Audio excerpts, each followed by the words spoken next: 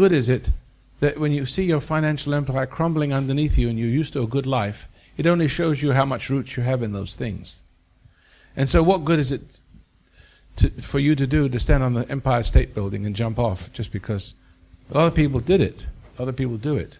When their pride is so rooted in their material things, their nice home, that when everything starts to fall apart, what the Bible talks about, the house built on sand, and the wind came, and the rain came, and great was the fall of the house. Your house is built, your whole sense of worth, your sense of identity is built through material. You have to lose it, you'll lose it, you start again, as long as you have your sanity.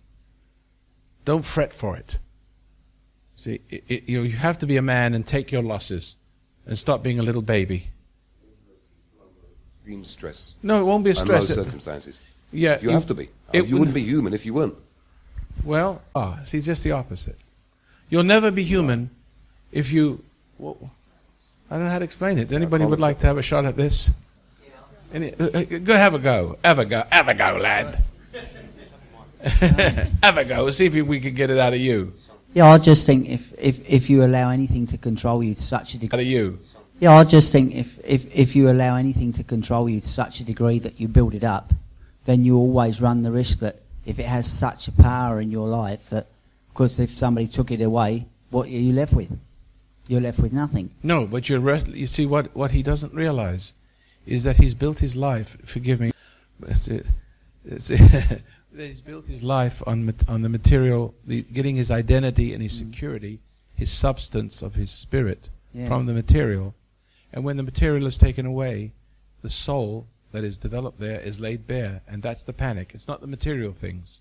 The panic is the same as the alcoholic. You take the alcohol away from the alcoholic, that's what he's built his life on.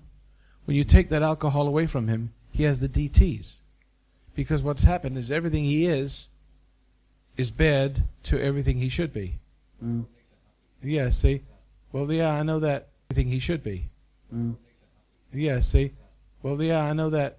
But I know that's another truth, but it's not the truth that I'm trying to expound upon here, is that light, that which you should have been, that ground you should have developed and grown from, that nature, that ground you should have developed and grown from, that nature should have grown, the inner man, the inner person, see, is now bared.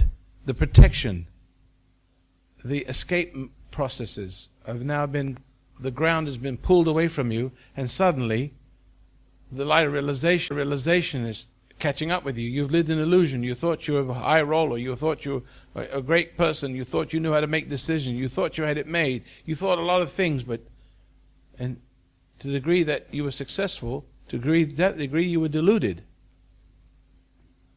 And you got too high on yourself. It falls away, and then suddenly that shaky little, squeaky little, shivering little rat in there starts to see itself what it is, and it doesn't like that. That's the panic.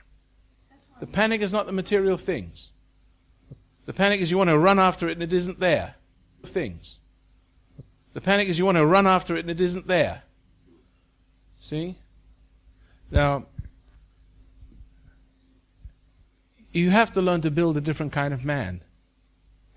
You're going to have to become a different kind of man if you're going to live in this world. You only have so many years to live, you know.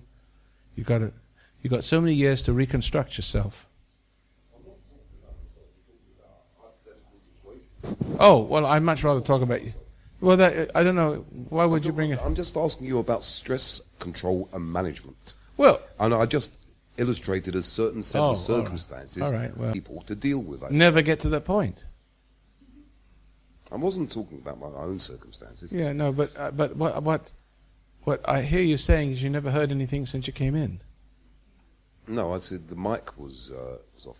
You mean you couldn't hear anything? No, very little, actually. Very little. Because good Lord, I wish you had spoken up. No, just kidding. I'm very sorry. Were you able to hear it? Yeah? You sure you need some inner attunement in here? It's much better now. Yeah, you got it.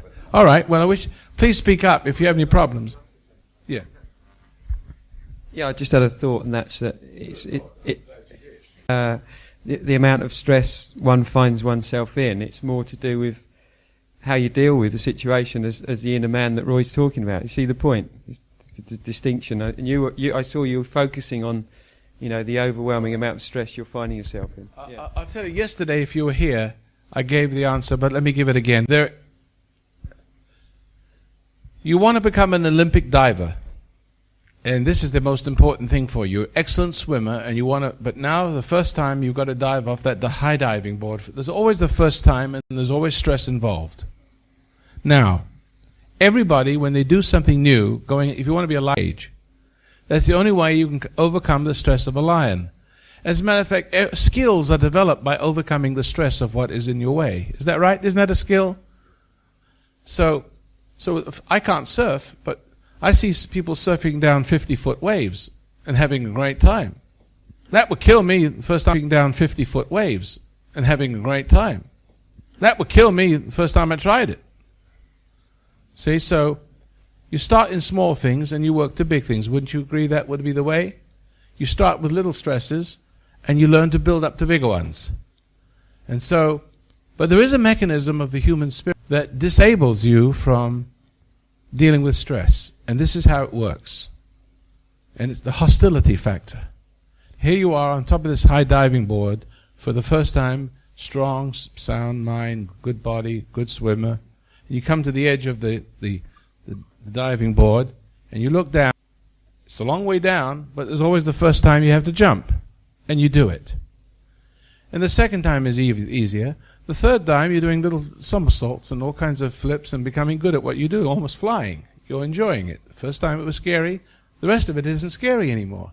As a matter of fact, you can do more scary things without being scared. The rest of it isn't scary anymore. As a matter of fact, you can do more scary things without being scared. Is that right? The matador with the bull is the same way. You couldn't go into the bull room and deal with a bull like he does. But he has mastered the skill of the danger. And it is him that he is the master of the danger. And it is him that he is the master of the danger. Now, the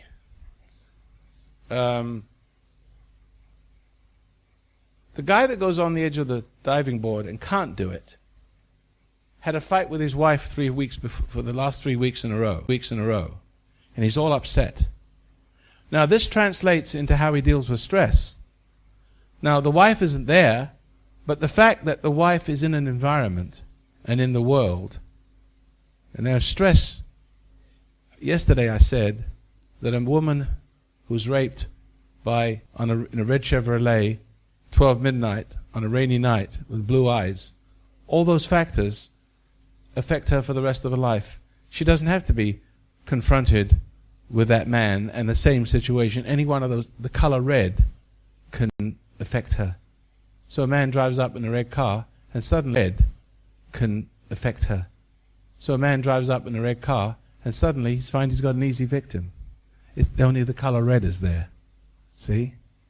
His environment, everything in the environment of the stress, the environment itself becomes a powerful force.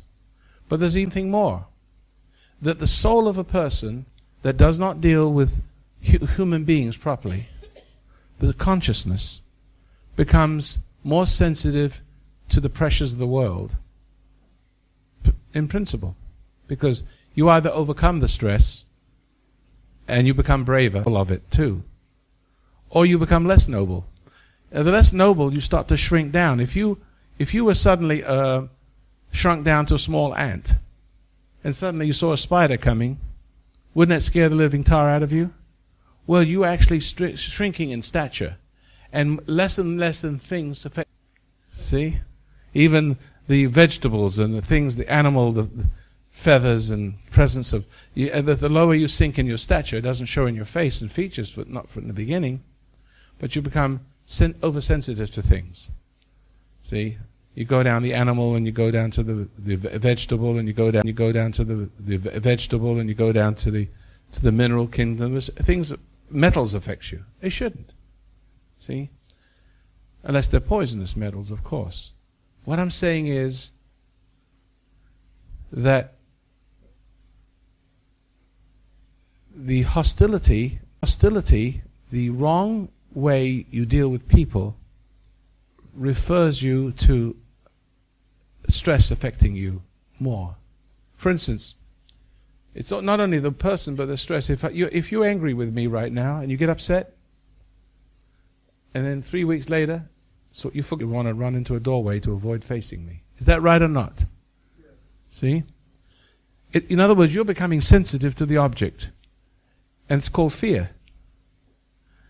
Now, it's true that the more you react to people, the more environment influences you. Because you're becoming subject to the world, not... The more environment influences you. Because you're becoming subject to the world, not... You don't have the ability to conquer the world. So when you get to the edge of the diving board, now you're coming to the edge of the diving board, and you're just about to jump off, the stress of that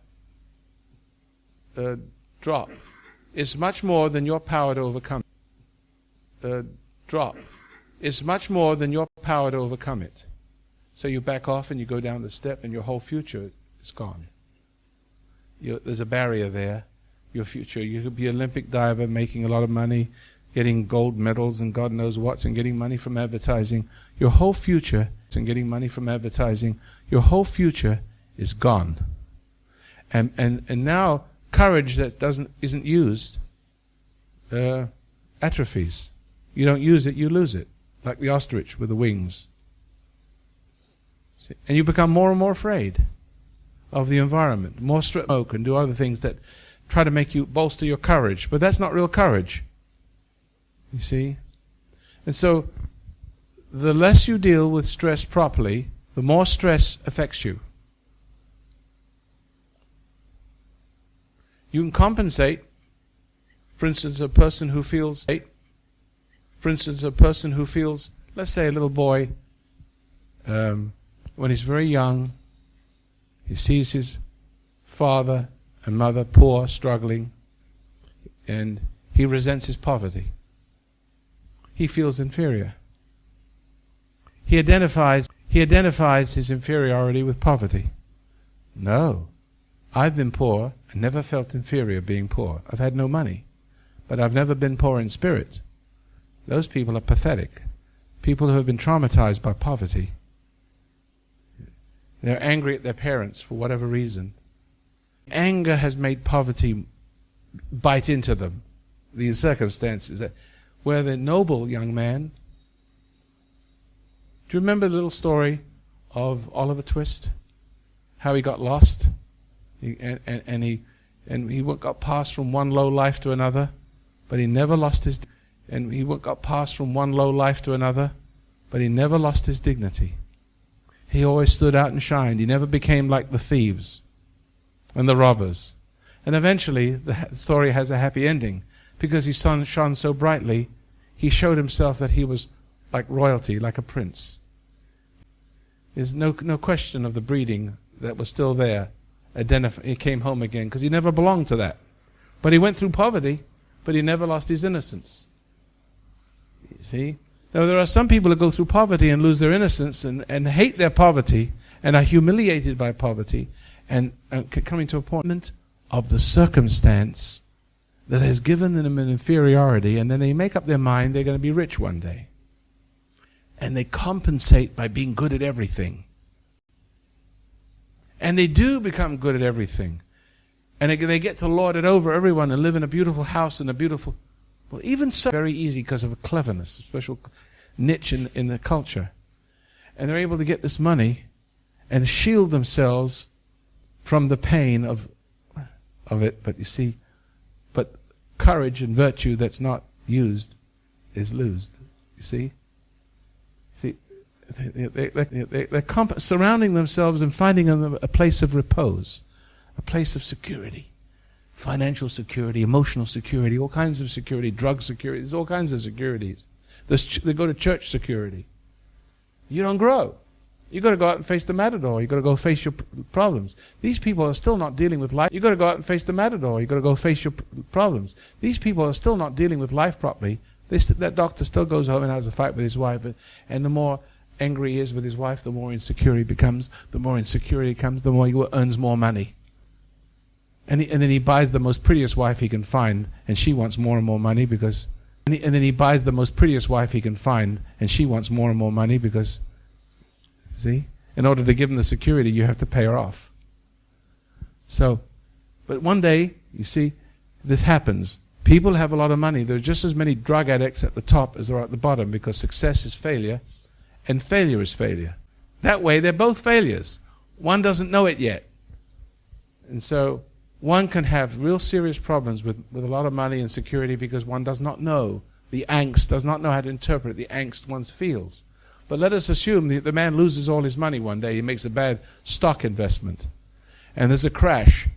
And there's a crash. And suddenly loses all his money. Then he begins to be face to face with the accumulation of all the little angers he's made all his life that made him insecure. He's built his security on making more and more money. So what is worse now has to face what wasn't worse years ago. Worse now has to face what wasn't worse years ago. And so therefore, that would be the greatest stress of all. The horror, the shock of building your house on sand. Building all kinds of securities, and suddenly the security is pulled away, and there you are, a little drowned rat.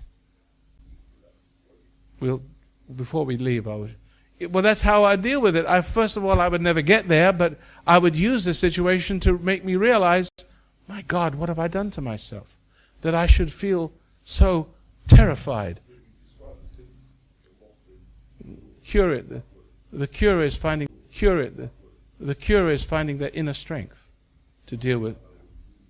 Oh, I understand that. Can anybody help me before? Okay, you haven't been saying much. They repossessed my house. It's no big deal. I've still got my 2 kids with me. What happened? What happened? But you didn't lose much. It was just a house. All right, fair enough. Yes. Help me out. Help this gentleman out. See if you can. My husband left. I lost my business and I lost a house, and I had to go into council accommodation. Yeah. And I pulled myself. You are better. Use the situation to not resent it. See, if you could just learn not to hate the condition of being bared to yourself. Yeah. You grow from it. You start all over again. You become a better human being. Start all over again. You become a better human being.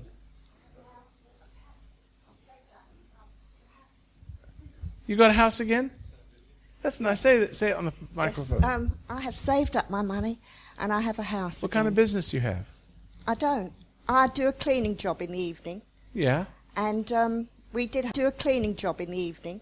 Yeah. And we did have a business, my husband and I, which was What bringing kind of in a lot business of was money. it? It was a catering business. So you And could start again my one husband day. ran off because of the taxes. Yeah. He ran away because he owed taxes.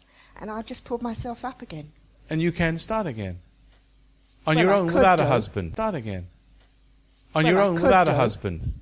Yes. Yeah, that'd be more. That'd make you a stronger human being. Yes, it has. More independent. Yes. You're I not feel riding better on for it. someone's coattail. That's right. Anybody else? Anybody else has dealt with tragedy in here? Tragic suffering. That's not a. That's not a. That's not a. Can I just help that lady there? The voices in your head. Oh yeah, we'll come back to your voices in your head. Now. Well, yeah, I'd just like to say, but poverty comes in many guises. You could have poverty of the mind. You could have poverty material. I didn't have poverty as such. My father was born in poverty before the war. He tried to pass it on to me, but I think it's a long story, that is. But I didn't turn out like my father, yeah? But my father never gave me... I had no encouragement whatsoever from my father. I did it all on my own. What point are you making there? But this lady here with the voices... Well, let me lady here with the voices... let me handle that. Yeah. Let me handle the poison. Yeah, let me do the voices. Hey, let me out here. You're hearing voices.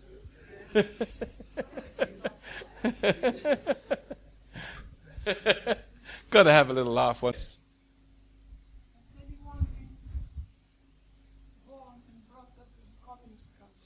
Oh, no, that's poverty. Then you don't know what stress is. Living under the oppression of the communists and the KGB. That's be terrifying. Yes, I have. That's be terrifying. Yes, I have been here for 25 years. I still am haunted by my experience over there, and can never get over it. I think maybe I'm possessed. I don't know. I should have been free by now, but You still, I should have been free by now, but it's still hanging on. yes, It's I, like I the- still feel angry about what they did to me. If over you there can and drop to my that- people, If you can drop that, you'll be all right. You'll be it's fine. very difficult. It's called post-traumatic stress syndrome in psychological circles. It's called post-traumatic stress syndrome in psychological circles. But that I can call stress, real Yeah. stress. Oh, it will kill those who survive it. Stick out and they'll kill them. Yes, yes. Those who want to speak up and try to change the I system. have survived, but in many ways I biologically.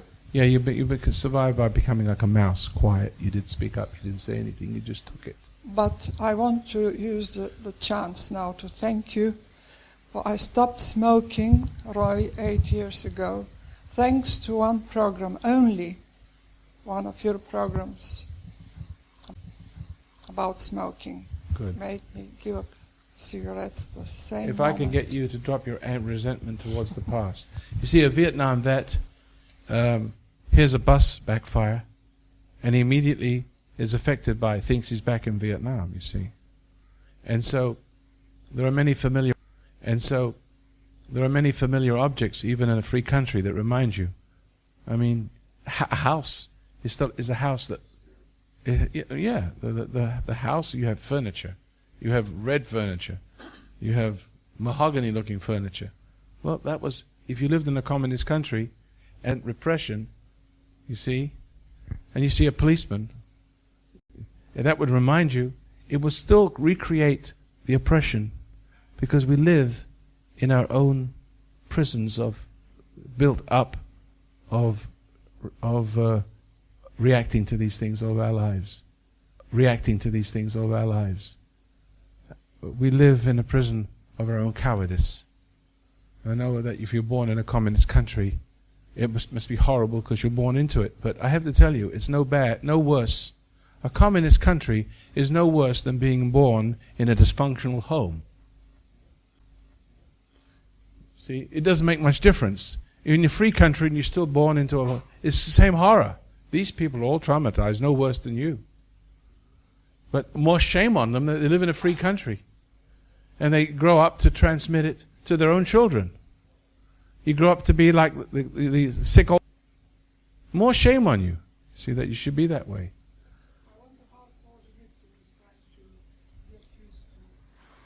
Going back to Russia after 20 years. Well, he tried to warn the West, and the West wouldn't listen, that there's a Sovietization taking place in this country.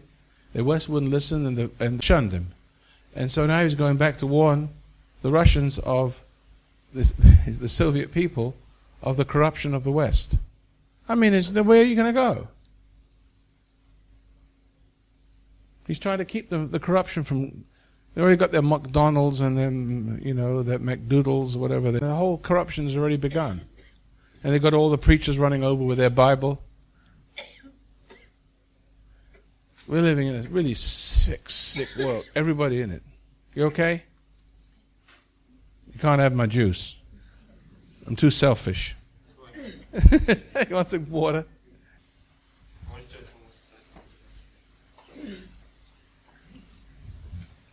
Oh, there you be. Yeah, Mr. Masters, I come from Czechoslovakia, and I escaped in 1969.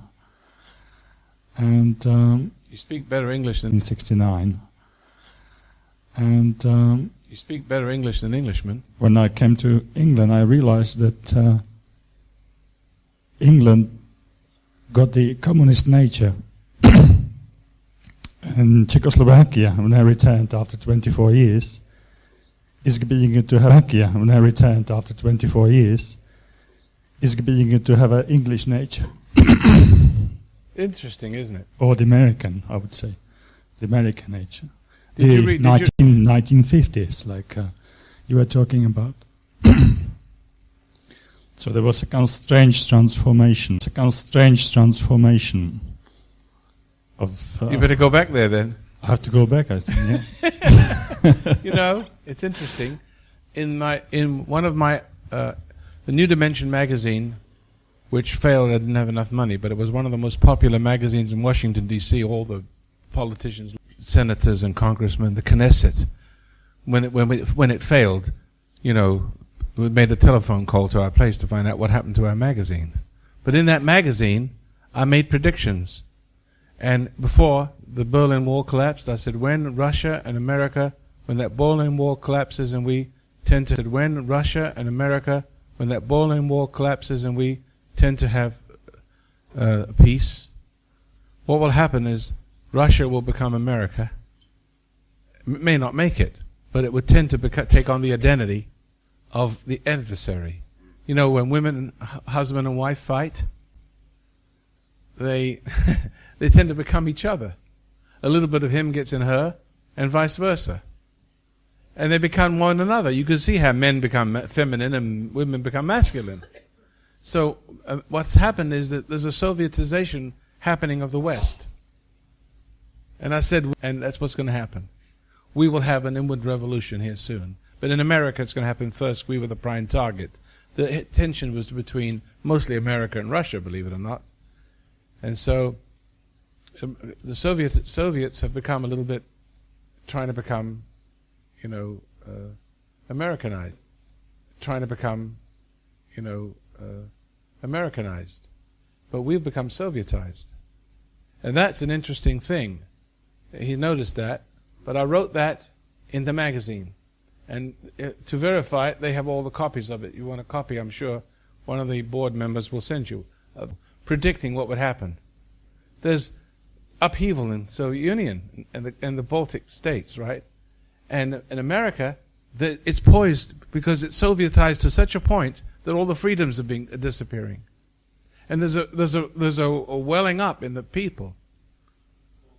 We run exercise every week at school to go into the bunkers so That's the right. Americans wouldn't hit us with the nuclear bombs. Yes. Yes, very true.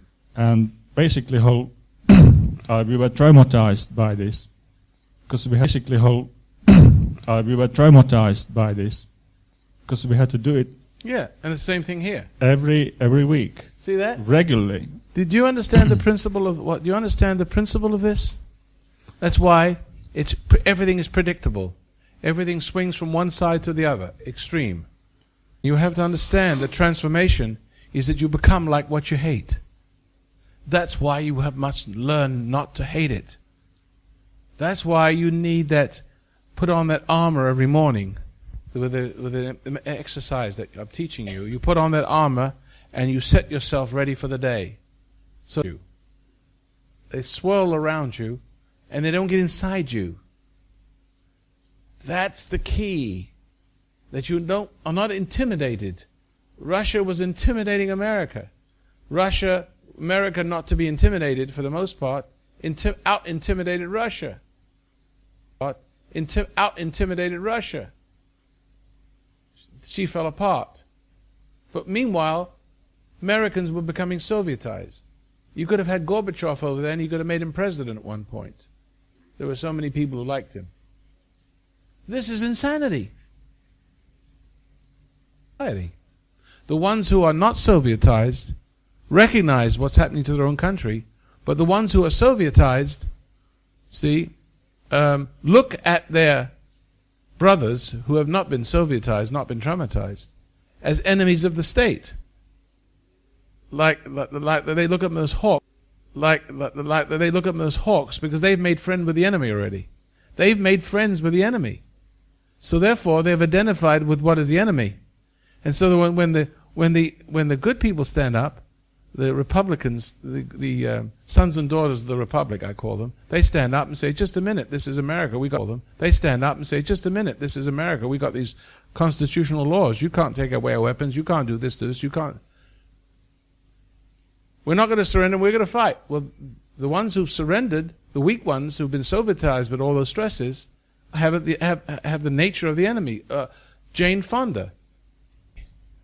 Why did she, being born an American, was she sitting on the cannon of a dictatorship and mocking her own the boys in the army? Why? Because Henry Fonda wasn't the nice, mild-mannered person you think he is, nor was Bing Crosby. Mannered person you think he is, nor was Bing Crosby. He drove one of his kids to suicide. He was a violent, vicious person. He had a different face for television and for the movies. But Henry Fonda was a dictatorial swine. So that's alleged. And so, with that background, if you know that background, you can see that if she's daddy's girl, she could have surrendered to that dictator and made friends with the enemy as a means of surviving. Just like Apocalypse Now. Remember the Apocalypse Now where Marlon Brando, and he says the horror. Listen to how he said it. The horror. Oh, the horror. How do you deal with the horror? You make friends with horror. Otherwise it's horror indeed, right? Otherwise it's horror indeed, right? And then he was troubled by it. He couldn't he made friends with horror, became horror, and couldn't stand his own horror. He had a conscience. Beautiful dialogue. Absolutely magnificent. That whole movie was just tells you something about it. Absolutely magnificent. That whole movie was just tells you something about it. And so, where was I now? Oh yes, yeah, Henry. That's right, Henry Fonda. She made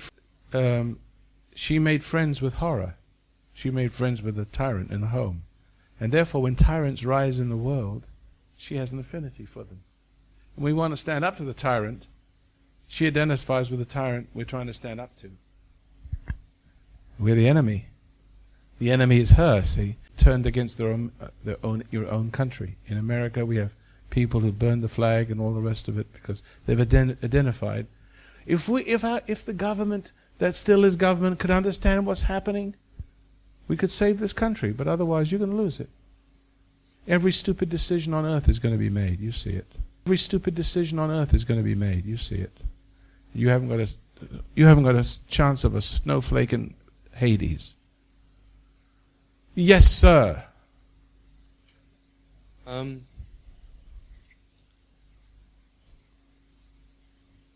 having trouble saying this. Go ahead. Well, as I've been sitting down there, just over there, I've been feeling like my flesh is coming away from my bones, and at the moment, I've nearly fainted 3 times standing up there.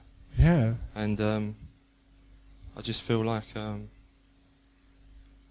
don't know. I just what are you kind of picking up on bits and pieces that are relevant to me.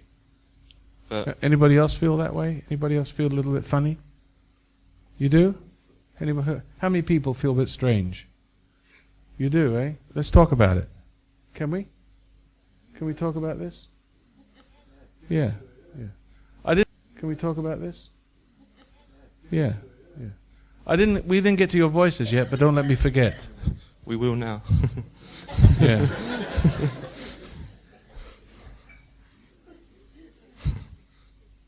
Go ahead.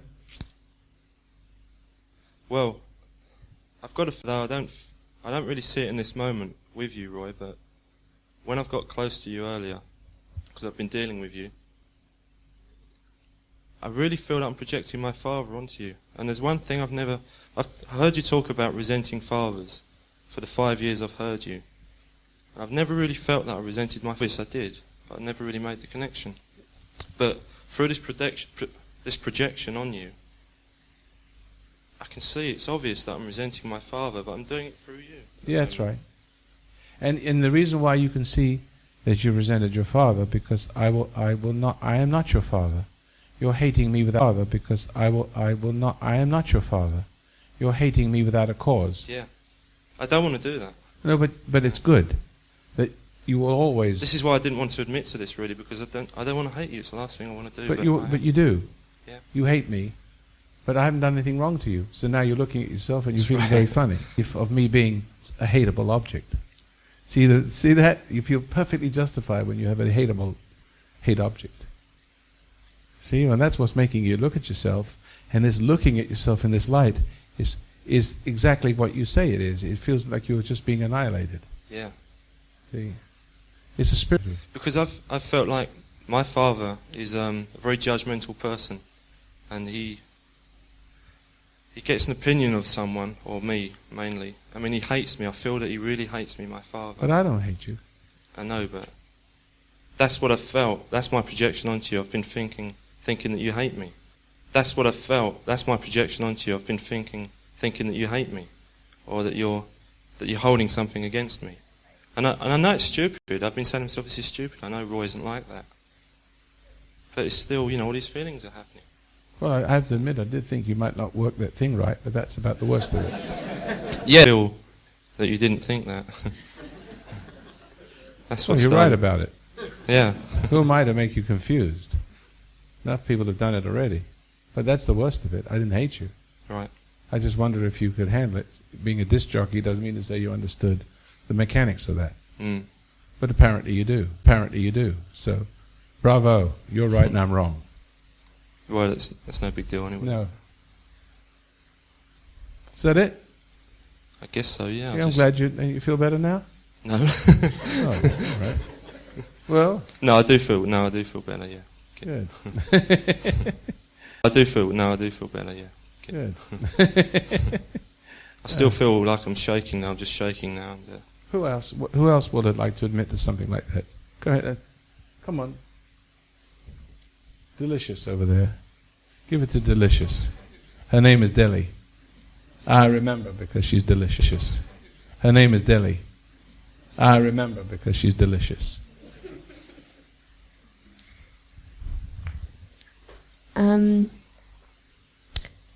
As you've been talking for the part yesterday and today, I've been sitting here shaking a little. As you know, my older brother was very violent. No, I don't know. I don't know anything about your family, no. I thought I told you some time ago. Obviously, Yeah, you can't but, remember everything. It all merges together as one. Well, I had a very violent brother. He'd been violent with me from the age of 10. Sexually violate you? He did attempt to once when I was around 9. But it was because I rebelled against the culture so much, the Indian culture. He wanted me to conform. Oh, yes, it was. To the Indian ways of life, and he was threatened by your Indian ways of life, and he was threatened by your, innocence. I don't know. I don't really think I was totally innocent. No, but the point is, there's a. If you go to a church, and everybody belongs to that same church, and one person says, "I don't believe this anymore," they like to look at themselves. Well, I really hate him. I can really sense it inside myself. There's this part of myself that hates his guts, hates him for what he did to me, because he didn't just slap me across the face here and there like you would just slap a sister. I mean, that's not right. Are you hanging on to that? No, it wasn't like that. But it was a lot of violence. It was very violent. Yeah. Kicks in the face, in the jaw, in the stomach, blood everywhere, and it just went on for years. Now remember you telling me that. And it just went on for years. Now remember you telling me that. So it was now it comes to me, yeah. And I think I've been into a denial about this because it was so painful. I think I blocked that part out. But you know what was painful? It's the way you dealt with it. That was the pain. You deal with pain is that what you're blocking out is the guilt of not dealing with the pain of it. Well, you think it's the thing, but the thing, whatever it is, whether you're losing millions of dollars or pounds, or whether you lose your fortune, or whether you lose your fortune, or whether you have a wife that runs off with your money and your partner, it doesn't matter what it is. If you were in an Eskimo land and someone melted your igloo, Yeah, come on, it's melted igloo. They lasered your igloo. I feel this is a little. Come on, it's melted igloo. They lasered your igloo. I feel this is a little different because. No, it's not this. No, there are people who have been through the concentration camps, the gulags. There are people who've been through that and come out very noble people. See, you have to, and come out very noble people. See, you have to understand that if you that this has set you up. This has set you up. Because if you repress this and you haven't dealt with this properly, there are other things even in this day and age you're not dealing with properly that will eventually. And so, yes. I have also been very hurt in many ways in my life. I there's no reason for expressing if I first start, it continues. And I was not angry. I was sad for these people. I'd felt sorrow for No, them. don't ever feel sorry for anybody. But wait a moment. Wait just a moment. I'm not finished. I felt I didn't feel sorrow in the way you used. I didn't feel sorrow in the way you use it in the English. Where said I'm Danish. I'm not speaking so very well the English language. I'm just trying to get through. I felt, for instance, my stepfather. He was, an intellectual, very drinking in a way that you didn't see he was drunk, but I saw it because I was a child. So I saw that he was drunk. And I felt that it was something, and therefore I loved him still when he was drunk. I loved him but was sad that he was drunk. Okay. And then when as I told you later, when Jesus came into my life with his truth, with his word of truth, he totally loosened up for me. And there's demons, and there are things going to people. You must never wrestle against flesh and blood, but with the spiritual powers taking the people, doing things with them. And so I learned to see that, as you also say, people are two. There's a fleshy part conquered, or it nearly always is, conquered by these forces, demonic powers. Operating through people. Exactly. Yeah. And that's why I'm saying that delicious deli is maybe not so delicious if you take a bite out of her. Is that, yes. Could I just say something? When you, earlier on, you just said that the penny really dropped on something you just said. I'm hoping I'll be able to say it again and someone else might get it.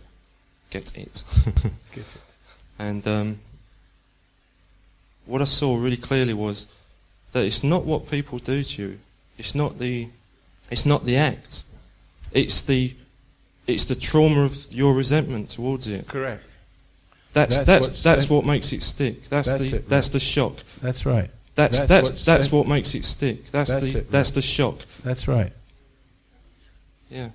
See now, is the penny dropping for everybody else? That's the stress. That's the stress. And once you start to deal with things that way, you will always deal with things that way, even if you're not conscious that you're doing it. A modus operandi. So that you are still dealing with stresses and evils that way, but now you may be trying to get rid. For instance, you may want to marry him only because you think he's a nice guy. See? And you'll find security that you won't have to have a mean and vicious brother, so you got this nice little softy over here. But he's not so soft. He's got anger towards his father in him, but it's not there. He's also denied it. He says he just didn't realize it. He just started feeling funny because he started to realize, because he projected onto me, and I'm not his father, and I'm not acting like he's not his father, and I'm not acting like his father. I'm not reacting like his father, so what he's bouncing off of me is bouncing back on him and making him look at himself. Now he's realizing he's hating his father. He never thought he did. He'd repressed it. He became a person that loved his father. See, isn't that right? Yeah. See, now you marry this guy, and you think that he's nice, but he hasn't got a nice bone in his body yet. You think you've got something you haven't, so that you think he's nice, and this person won't hurt you, and now you love him and you support him. Guess what? Love him and you support him. Guess what? The more you love him, so he loves you, because you love this sweet and benign person that won't hurt anybody, but he has rage in him. He has rage in him, and he has the father in him that he hates. And pretty soon that violence will come out towards you. And then you're going to have to face it. My father was never violent, well, rarely violent towards me, once or twice. But it's there, isn't it? Yeah, it's there, definitely. My father was violent he was violent towards things. Subtle. No, what it was, he was violent, but he always took it out on, like, he'd be sitting eating dinner. Wall. Well, I know. And that was a shock. But you know it was directed against you, don't you? Oh, yeah. You felt violated. No, it was directed against the family. family. Of course you did. The wall was you, and you knew it. Mm. Might as well just thrown it on you. Yeah. And been honest about it. So you understand now what he just said? It's not the experience. It could be now. What he just said? It's not the experience. It could be anything. And it always has its particular aura of wickedness connected to it. And that was what gets inside you. And you don't deal with it properly. But you're always its slave. See? It's always in there. Sooner or later it's going to come out.